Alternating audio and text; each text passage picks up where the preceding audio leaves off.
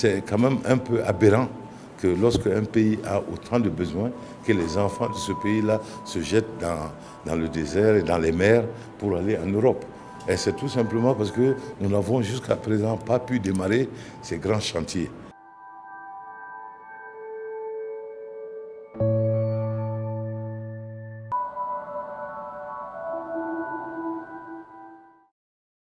Mais vous savez, il faut d'abord, à mon avis, commencer à mettre en application très rapidement cet accord que nous avons.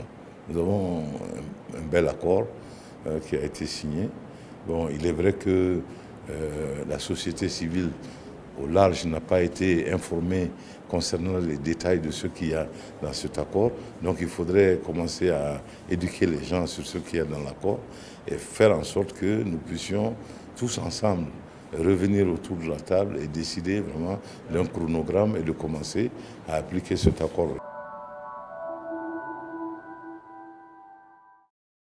Vous savez, il faut que les gens, que nous puissions nous-mêmes créer de l'emploi à la maison pour ces jeunes.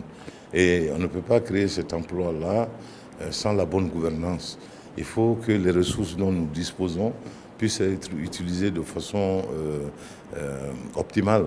N'est-ce pas? Ce pays a besoin de beaucoup de choses.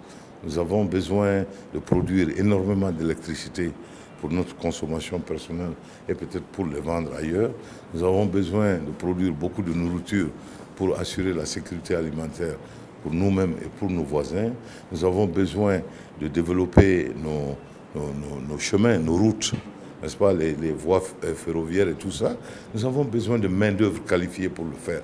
Donc c'est quand même un peu aberrant que lorsqu'un pays a autant de besoins, que les enfants de ce pays-là se jettent dans le désert et dans les mers pour aller en Europe.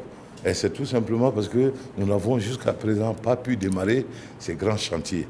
Et l'idée que moi j'ai, c'est que une fois élu président de la République, nous avons un programme qui va développer ces secteurs-là, qui sont des secteurs dans lesquels nous sommes compétitifs, où nous avons des avantages comparatifs. Nous allons nous lancer dans le développement de ces secteurs, faire en sorte que ces jeunes qui ont besoin de formation professionnelle pour pouvoir justement participer à ces grands projets puissent y avoir accès et essayer de les garder chez nous parce que nous en avons besoin nous-mêmes pour qu'ils viennent travailler.